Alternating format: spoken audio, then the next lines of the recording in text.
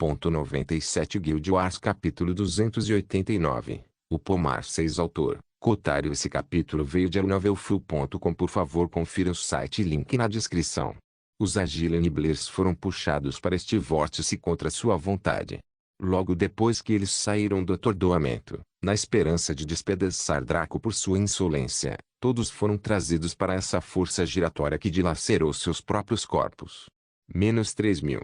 Menos 2.500. Menos 2.300. Cada segundo gasto no meio dessa força os danificou fortemente, até um pouco mais do que um golpe de Sonic Wave.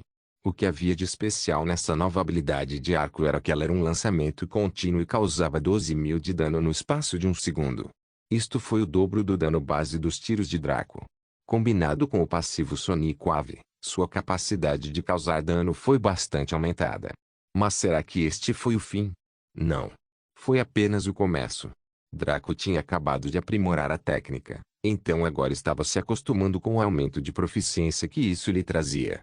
Depois que a flecha grito da Fênix retornou instantaneamente à sua aljava, ele a retirou e disparou a técnica Vortex novamente. Ele fez isso repetidamente ao longo do minuto seguinte, removendo o HP restante dos Agile Enablers. Desde que Draco atingiu o nível 50, a supressão de estatísticas tornou-se inexistente. Afinal, a diferença de nível entre ele e eles era de no máximo 20 níveis, o que significa que a quantidade máxima de supressão era de 25%. O Art of Two Worlds deu a ele um aumento de 30% nas estatísticas, o que foi uma grande vantagem. Após o cálculo, ele ainda se beneficiou de um bônus estatístico de cerca de 5%, então seu dano foi mais ideal. O que foi realmente dominado na técnica Vortex foi que os inimigos foram puxados à força, tornando o contra-ataque perfeito para os Agile Enablers. Não importava quão rápidos eles pudessem ser se não conseguissem resistir à tração. Como tal, eles foram rapidamente despachados, deixando Draco lidando com os Chompers que agora o cercavam. Antes que uma de suas mandíbulas pudesse prendê-lo ao meio, ele piscou. Ele então sorriu e usou o Vortex nos Chompers. No entanto, o efeito não foi tão forte.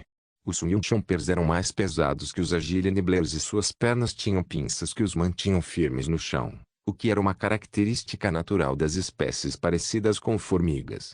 Ainda assim, a força causou-lhes danos e impediu-os de se moverem, pois tiveram que dar tudo de si para resistir a serem arrancados do chão e atirados de um lado para o outro. Draco estava começando a amar essa nova habilidade com arco. Foi realmente a habilidade perfeita para lidar com multidões de monstros, especialmente aqueles que eram pequenos, ágeis e leves. Contra um monstro como Large Stomper, essa técnica seria uma piada. No entanto, isso estava bem. Ele criou a Bow Skill em resposta ao seu desejo de lidar com os Agile Enablers. Ele estava confiante de que poderia criar algo para os Large Stompers quando terminasse com os Chompers. Falando neles, seu número também estava diminuindo rapidamente sob a barragem de danos do Vortex, e eles foram eliminados em pouco mais de 1 minuto e 20 segundos. Draco então segurou o arco Alkei e a flecha Phoenix Cree juntos, observando os dois. Ele descobriu que sua afinidade com o arco aumentou muito depois de compreender o segundo nível da técnica Starshot. Ele fez uma pausa para sentir como era a técnica Starshot e quais benefícios ela trazia. Enquanto lutava, ele estava muito ocupado tentando derrotar seus inimigos, mas agora que limpou o seu lado, ele poderia fazê-lo. Quanto a Kyung-ki, que estava sendo pisoteado até a morte, e Clarente, que sofria sob bombardeios intermináveis, eles ficariam bem. Provavelmente. Draco iria salvá-los mais tarde. O segundo nível da técnica Starshot permitiu-lhe criar boas skills, mas seu efeito base também foi maior. O primeiro nível permitiu que ele tivesse precisão graças ao seu vazio de perfeição, bem como força extrema com a distribuição ideal de força de seu corpo de divindade. Em termos de RPG, isso deu a ele um aumento percentual em sua precisão e velocidade de flecha, bem como em sua taxa de tiro. O segundo nível foi um passo além. Ele agora poderia afetar ligeiramente a trajetória de sua flecha depois de ter sido disparada, apesar de sua velocidade. Isso teria sido perigoso antes, como agarrar um carro em alta velocidade na calçada, apenas com a mente. Agora, ele poderia fazer pequenas mudanças. Não o suficiente para transformar a flecha em um míssil direcionado ao calor, mas poderia desviar de pequenos obstáculos e desviar para atacar inimigos que se esquivassem por uma pequena margem. Além disso, a velocidade de suas flechas foi praticamente duplicada, assim como sua cadência básica de tiro. Ele agora poderia disparar 6 flechas no espaço de um segundo, o que rasgaria a atmosfera 2 vezes mais rápido. Quando adicionado ao seu atributo destreza, este foi um grande aumento. O que deixou Draco mais feliz com tudo isso foi que, como ele poderia começar a desenvolver habilidades com arco, ele poderia ganhar um novo conjunto de técnicas para transformar em livros de habilidades e aumentar seu nível de escrivão. O Vortex só era tão forte porque as estatísticas e o físico de Draco estavam fora dos gráficos. Por si só, seria uma técnica comum forte, já que uma flecha rotativa era uma das técnicas de arco mais básicas do mundo. Draco então recuou de sua inspeção e sentiu-se pronto para continuar. Afinal, a batalha ainda estava em andamento, então ele não poderia ficar olhando suas técnicas para sempre. Ele piscou para Kyong que olhou para os Large Stompers, pensando em como lidar com eles. Com seu tamanho, as habilidades de captura eram inúteis, e suas peles também eram grossas, com muita gordura. O que ele precisava era de algo com um forte efeito penetrante, então como ele poderia manipular sua flecha para possuir tal característica? Só havia uma maneira de fazer isso, mas seriam necessárias algumas tentativas para acertar. Draco preparou a flecha do grito da Fênix e girou a corda do arco em torno de suas penas. Sua mente tornou-se um vazio de pensamentos e ele usou seu vazio de perfeição para travar o olho de um grande Stomper. Feu. A flecha foi disparada imediatamente e exibiu um efeito surpreendente. Ele girou como um peão, mas não da maneira poderosa e concentrada da flecha Vortex. Este era tudo uma questão de velocidade, o que fazia com que parecesse uma furadeira elétrica. Foi exatamente isso que ele tentou fazer, uma flecha perfurante. No entanto, sua velocidade foi afetada devido ao efeito giratório, o que era um problema. Isso mostrou que ele tinha os fundamentos da técnica, mas precisaria refinar seus parâmetros com prática. Felizmente, ele tinha alguns manequins de prática não tão dispostos a ajudá-lo a fazer isso. A flecha perfurou o olho do grande Stomper, perfurando seu tecido mole para entrar em seu cérebro, onde girou loucamente até que um buraco foi feito lá também. Menos 400.000. Isso não teve nada a ver com o dano base de sua técnica ou qualquer modificador.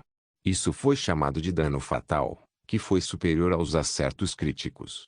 Era algo que Ava frequentemente exibia em suas lutas como assassina. O dano fatal era imprevisível, mas sempre alto. Era preciso atingir um ponto fraco de uma espécie de uma forma extremamente debilitante. Para qualquer espécie de mamífero, ter um buraco no cérebro certamente contava. Para o Large Stomper que tinha 1,2 milhão de HP, isso representava um 3 de sua vida.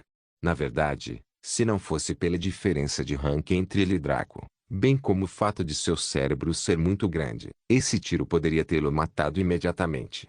Draco devolveu a flecha e riu. Agora que ele tinha a atenção dos poucos Large Stompers ao redor que se revezavam para atacar Kyong-ki como se fosse um esporte, eles trombetearam alto e correram para ele.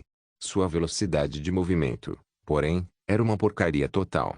Era apenas o tremor repetido da terra que poderia atrapalhar o fluxo de alguém, mas isso não era um problema para Draco. Com a distância entre eles e ele nem precisou pular para trás.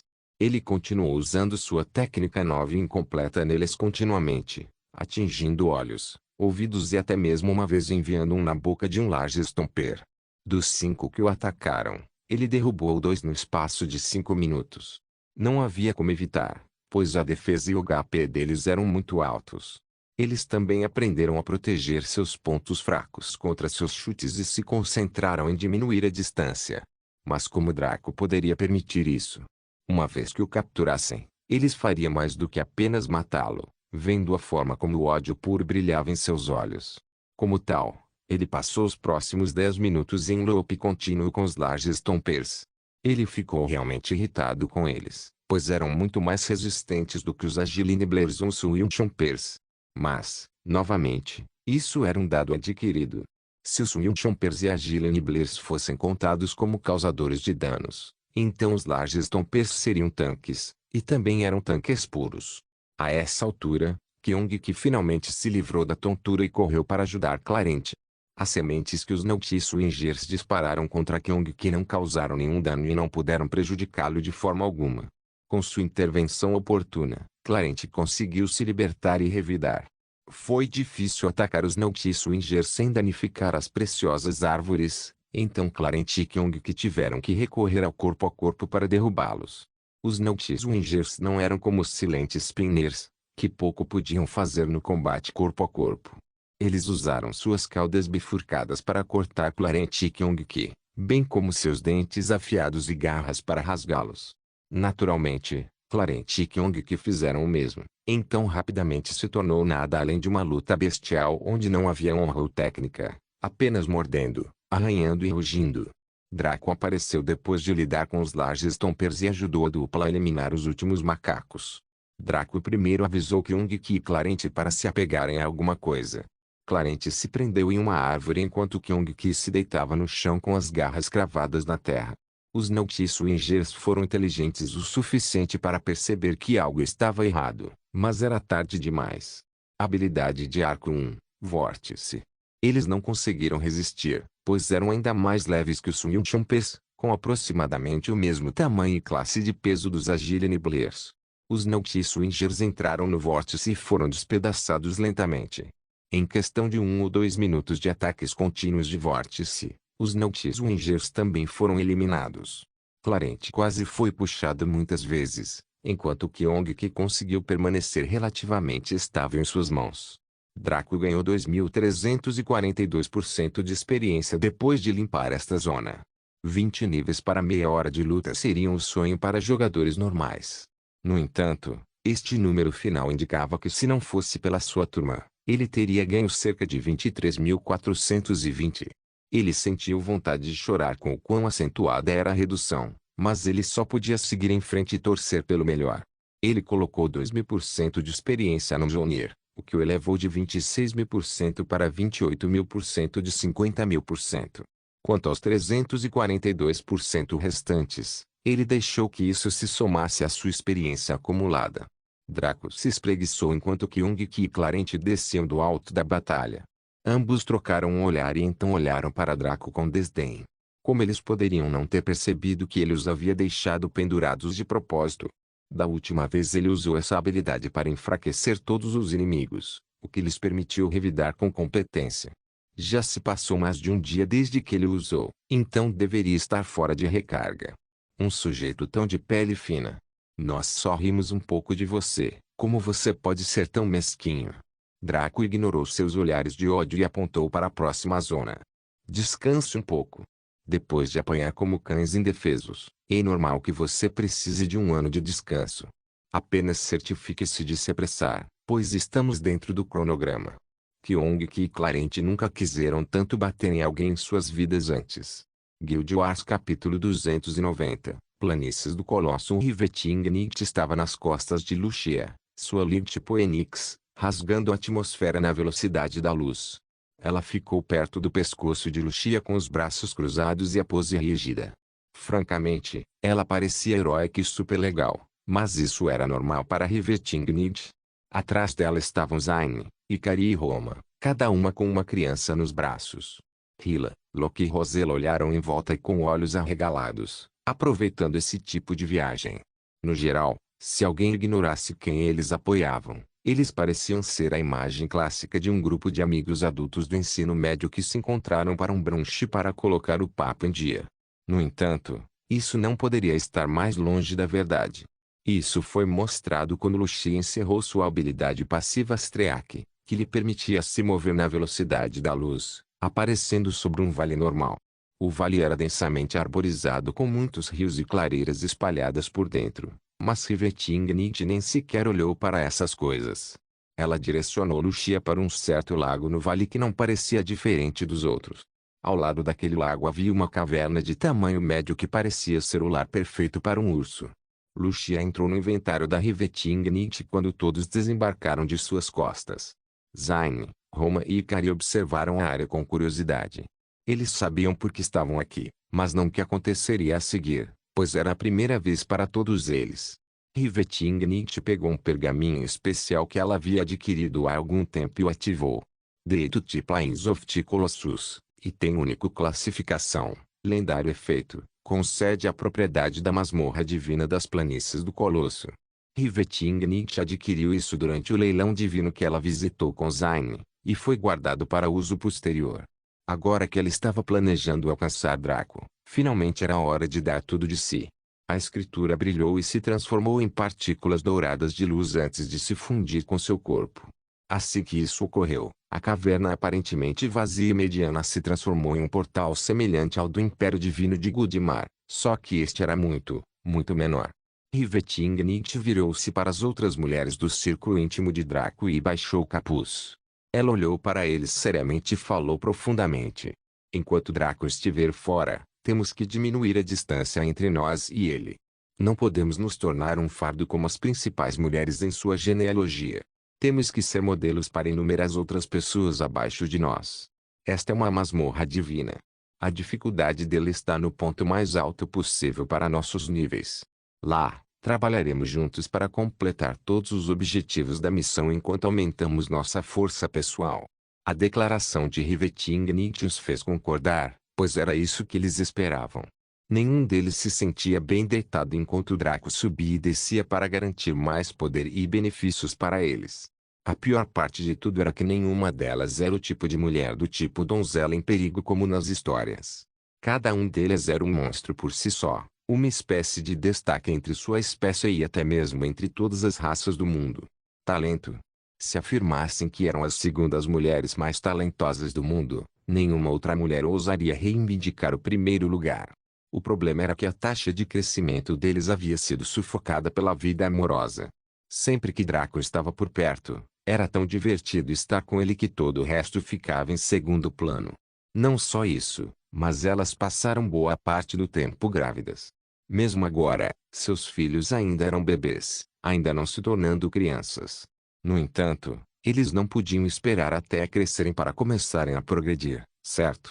A essa altura, Draco já pode ser um deus. Como tal, Eva os trouxe para começar a trabalhar nesta dungeon divina. Isso lhes permitiria aumentar seus níveis, bem como refinar sua química. Quando Draco retornasse, todos eles deveriam pelo menos ter alcançado o rank 2. Quanto a Eva, ela teria que se limitar ao auge do rank 1 até que pudesse se dar ao luxo de tentar sua própria classe divina. Ikari levantou a mão e fez uma pergunta.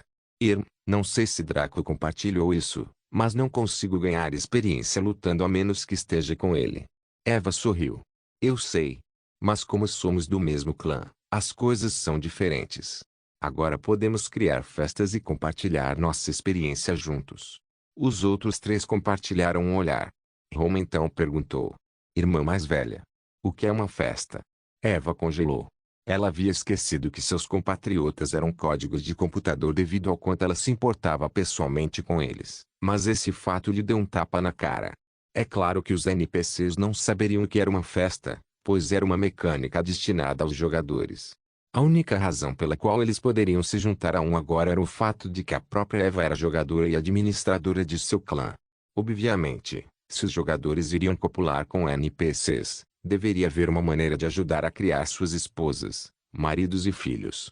Seria uma mecânica muito estúpida e míope não ter tal recurso, mas felizmente ele já estava presente desta vez.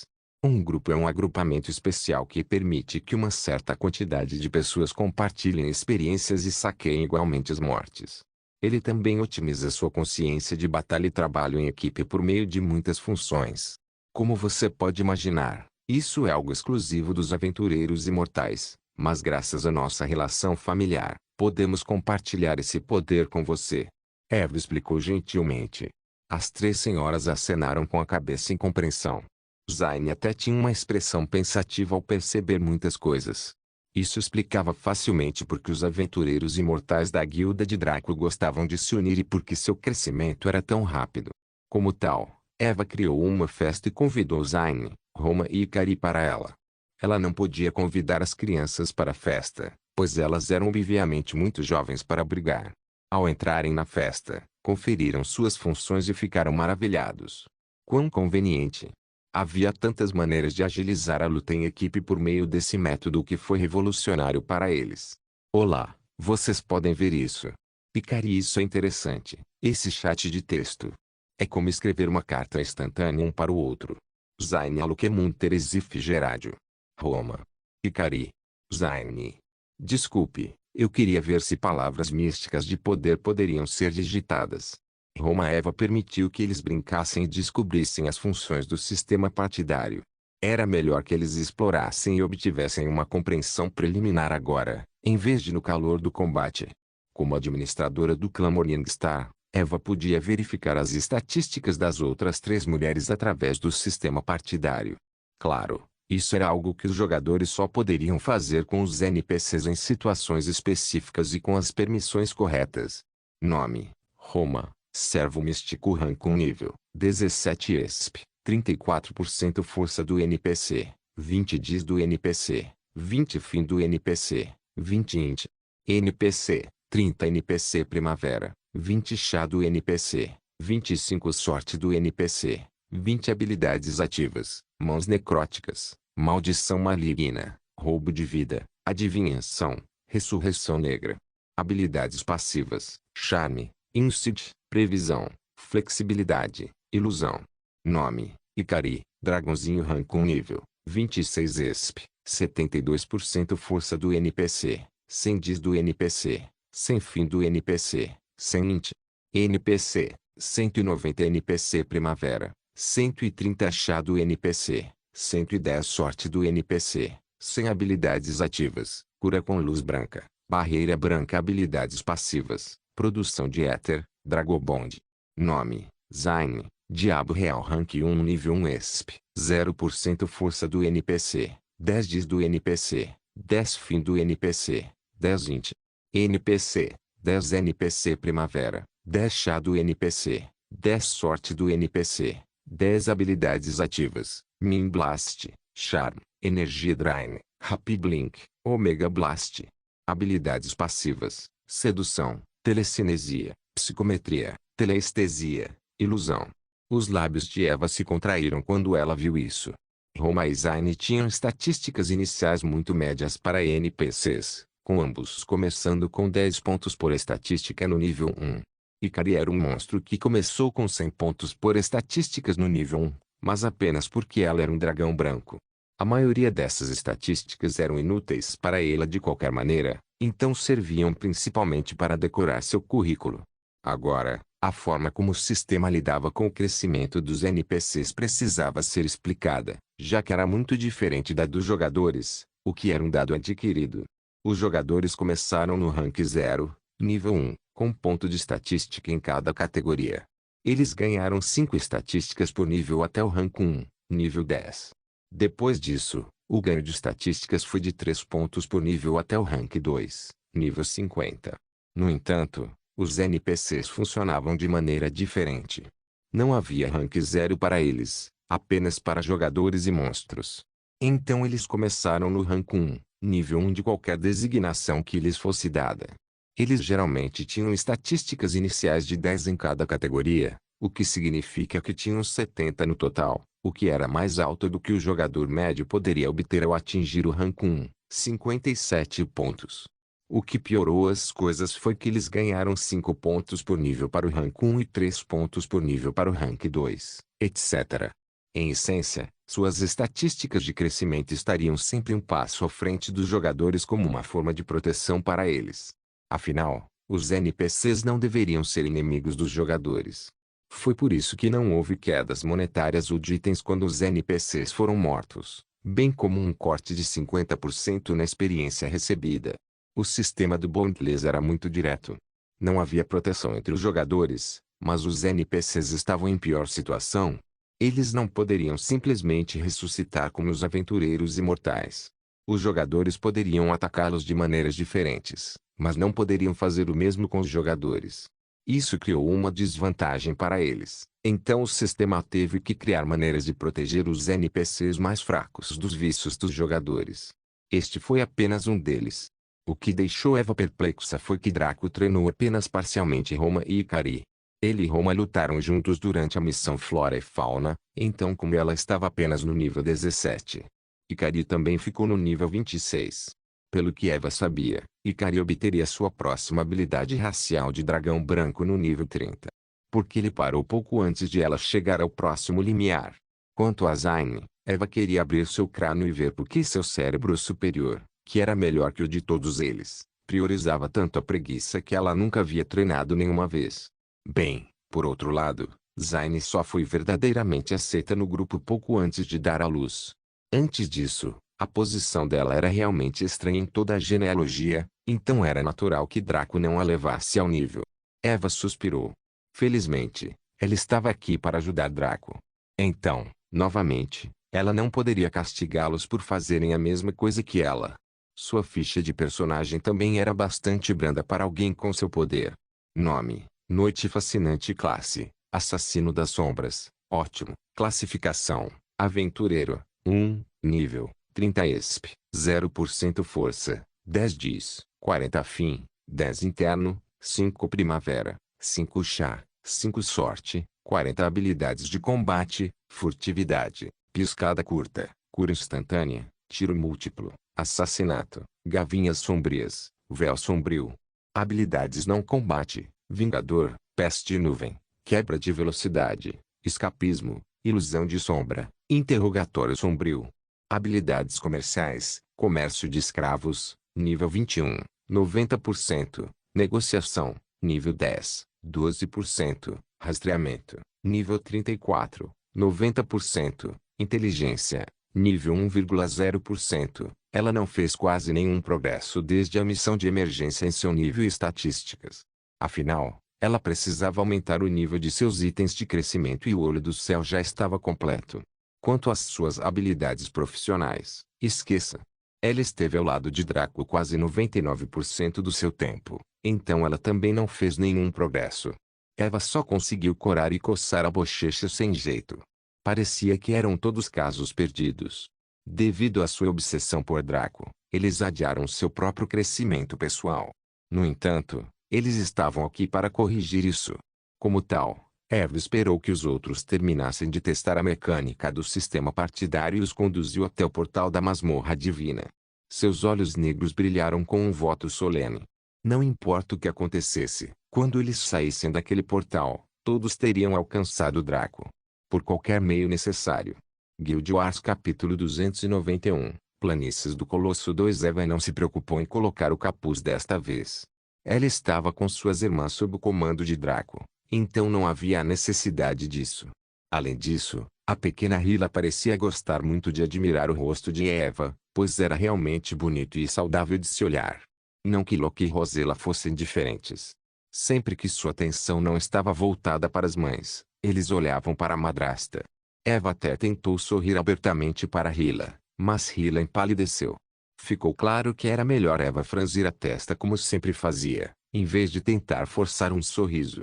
Planícies do Colosso, Calabouço Divino. Descrição: o povo da Vila Leicarte abriu o caminho do reino material para o seu reino secreto para que estranhos os ajudassem a matar os colossos que estão invadindo seu pequeno mundo. Recompensas: item lendário, platina. Uma vez no Calabouço Divino, eles apareceram em uma cidade grande. Era um belo município com casas de pedra e uma imponente prefeitura no centro. As estradas eram típicas da Idade Média, o que significava essencialmente terra pura. Havia um bairro comercial de área aberta com muitos clientes fazendo suas compras diárias. Porém, algo que poderia estranhar era o fato de não haver barulho dos compradores. Todos estavam muito calados e se falavam era pouco mais alto que um sussurro. Seu estilo de vestir também era estranho, pois quase todos, desde crianças até idosos, usavam roupas misturadas com armaduras. Combinando com sua roupa, cada um tinha uma espada, lança, arco ou alguma outra arma nos quadris ou nas costas. Eles usavam expressões solenes, como se uma batalha estivesse chegando, apesar de realizarem atividades diárias. Quando as 4 mulheres apareceram com as crianças, todos os olhares pousaram sobre elas. Imediatamente, um homem e uma mulher aproximaram-se deles de forma neutra e perguntaram: "Vocês são os contratados para nos ajudar com o nosso problema?" Eva já tinha visto os detalhes do calabouço divino, então ela sentiu. Aqueles que se aproximaram dela disseram: "Por favor, siga-nos até a senhora para instruções." Eva e seu grupo foram conduzidos rapidamente pela cidade. Apesar dos moradores parecerem calmos, muitos não puderam deixar de admirar essas quatro belezas. Eva especialmente fez com que muitos perdessem a compostura, enquanto Zayn causou muitas reações fisiológicas infelizes. Roma deu um tapinha no ombro de Zayn. Parece que você se tornou uma ermo. Como Draco chamou isso? Uma milf. Ei! Zayn revirou os olhos e segurou Loki mais perto. Nenhum deles pode sequer esperar igualar sua grandeza. HMPH. Ikari também riu. Sim. Draco é o melhor. Além do fascínio da irmã Zayn, veja como eles estão respondendo à irmã mais velha Eva. Roma e Zayn também deram risadinhas maldosas, fazendo aparecer linhas pretas na testa de Eva. Você muito. Ela desistiu e permitiu que eles a provocassem enquanto avançavam, embora Eva tenha marcado todos eles para punição mais tarde. Por fim, chegaram à prefeitura e foram admitidos em seus corredores administrativos. No final do corredor havia um escritório aberto onde uma senhora idosa ouvia o relatório de sua secretária. Ao ver a chegada de Eva e companhia, ela acenou para que sua secretária ficasse em silêncio. Vendo que a senhora tinha convidados, a secretária fez uma reverência e saiu da sala, junto com as pessoas que conduziram Eva e companhia até aqui. Uma vez que a sala ficou vazia de todos, exceto desses quatro e das crianças, a senhora observou silenciosamente cada um deles em silêncio. Seus olhos penetrantes eram de natureza falcão, apesar de refletirem uma cor cinza claro. Roma e Zayn não se incomodaram com o escrutínio, preferindo concentrar-se nos bebés que tinham nos braços. Ikari balançou a cabeça e tentou evitar as mãos problemáticas de Hila que continuavam querendo puxar sua buzina agora que haviam parado. Quanto a Eva, ela olhou diretamente para a senhora com um olhar tão intenso que a velha ficou um pouco apreensiva. Os olhos negros de Eva pareciam querer puxar sua alma para as profundezas. Por um segundo, a senhora poderia jurar que viu um redemoinho nos olhos de Eva, mas quando piscou ele desapareceu. Depois de vivenciar isso, ela decidiu encerrar seu pequeno teste mais cedo. Bem-vindo ao Vila Leicarte. Meu nome é Portia e sou o líder de nossa pequena tribo. Posso saber seus nomes e designações, por favor? Roma Morningstar, cigana. Zayn Morningstar, súcubo. Ikari Morningstar, dragão branca. Eva Morningstar, aventureira imortal. Portia assentiu com uma expressão surpresa. Que escalação poderosa. Posso sentir que cada uma de vocês deve ser uma jovem talentosa e seu futuro certamente será brilhante. Portia então franziu a testa. No entanto, seu poder é muito baixo para ajudar facilmente em nosso assunto. O que precisamos é de pessoas no rank 5 ou acima, não no rank 1. Isso não foi muito surpreendente, já que Divine e Dungeons eram mundos próprios, não instâncias. Qualquer pessoa de qualquer posição poderia entrar, mas o que eles poderiam fazer seria limitado. Por exemplo, se eles chegassem ao rank 2, eles entrariam em uma missão que os faria lidar com inimigos do rank 2. O mesmo acontecia para o rank 3 ou 4. Essencialmente, uma Dungeon Divina era uma experiência e um farm de itens para todos os ranks. No entanto, não se deve esquecer que você teria que ter as qualificações para realmente poder entrar em um, o que na maioria dos casos não seria antes do rank 4 ou 5. Esta foi apenas a ponta do iceberg em termos do que poderia trazer também, e foi por isso que seu valor foi tão alto durante o leilão divino. Por favor, conte-nos mais sobre o problema que assola a vila de Leicarte. Eva perguntou. Portia assentiu e explicou. Somos todos pessoas que nascemos neste pequeno mundo através da evolução. Como tal, não podemos sair deste reino, mas outros podem entrar. No entanto, há 20 anos, apareceu um buraco no extremo oposto deste pequeno mundo, numa área árida onde ninguém jamais ia devido aos perigos ambientais que ali existiam. Desse buraco estranho vieram bestas gigantescas de pedra e terra que poderiam destruir uma cidade inteira com um só golpe. Ao redor deles estavam vários membros de sua raça que eram muito menores, mas mesmo o menor tinha o dobro do tamanho de uma espécie humanoide como nós. Somos uma raça pacífica, e a falta de inimigos no nosso pequeno mundo ao longo dos séculos tornou-nos fracos e despreparados para lidar com tal ataque. Os colossos não parecem interessados nos recursos ou animais localizados no nosso mundo, mas sim o que está no centro do pequeno mundo. Sua fonte. Se o adquirirem, poderão fazer qualquer coisa a este pequeno mundo. Naturalmente, como indígenas desta terra, não podemos permitir que isso aconteça.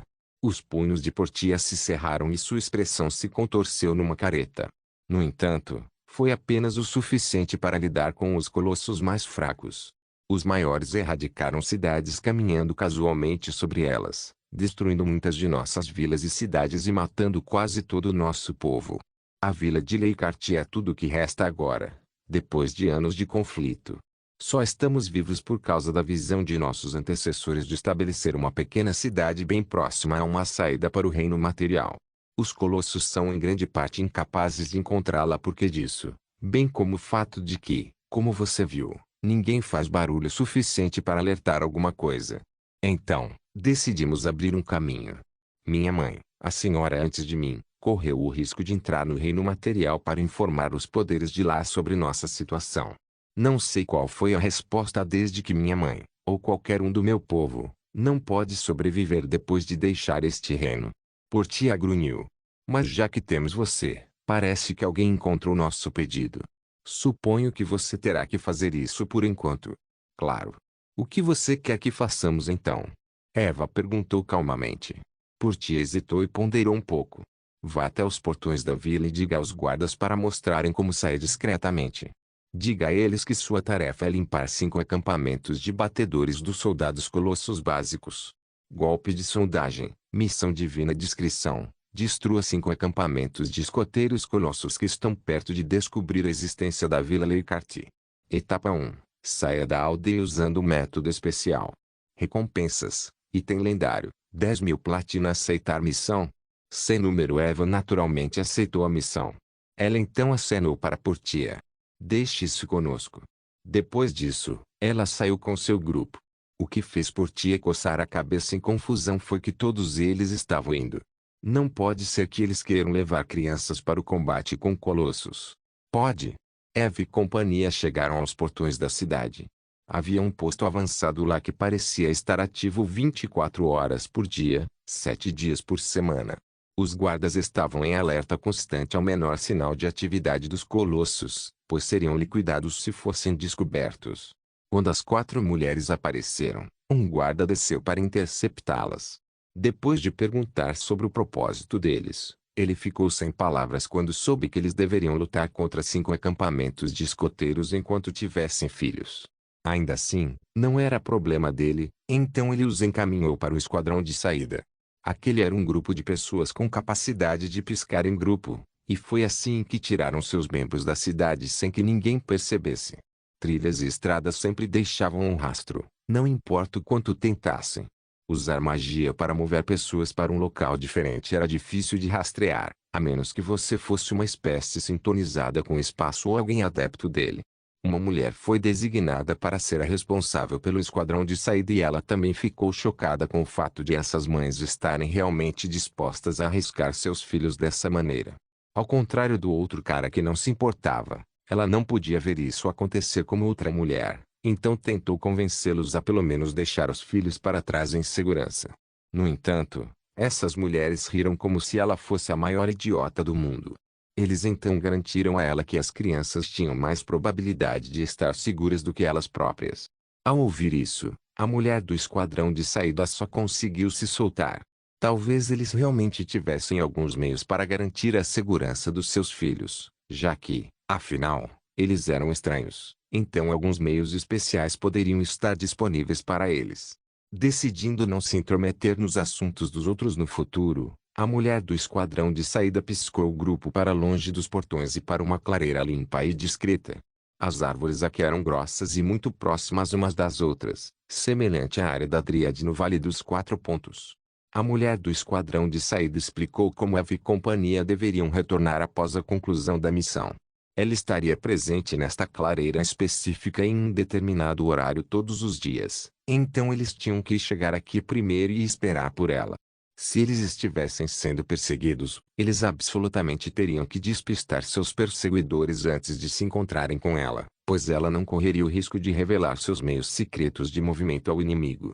Afinal, se os colossos conseguissem descobrir que usavam habilidades de piscar, mesmo que não tivessem ninguém para rastrear o movimento espacial, certamente poderiam empregar outros meios específicos para triangular sua posição. Eva e companhia afirmaram que entenderam. Em seguida, Eles pediram a localização específica de seus alvos e a mulher do esquadrão de saída entregou-lhes um mapa da área com seus alvos marcados.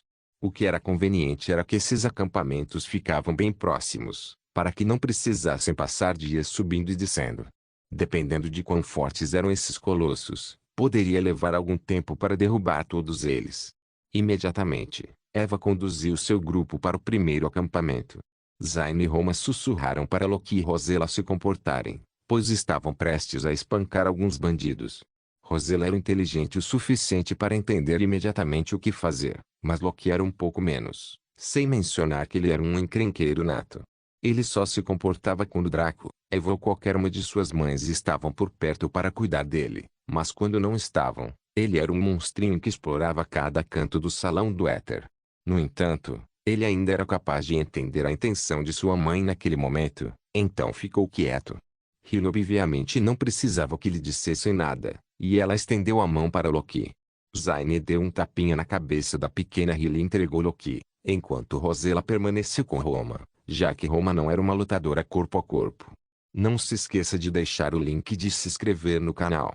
Caso queira contribuir de alguma forma com o canal, entre em contato comigo pelo Instagram do canal. O link do Instagram do canal estará na descrição do vídeo.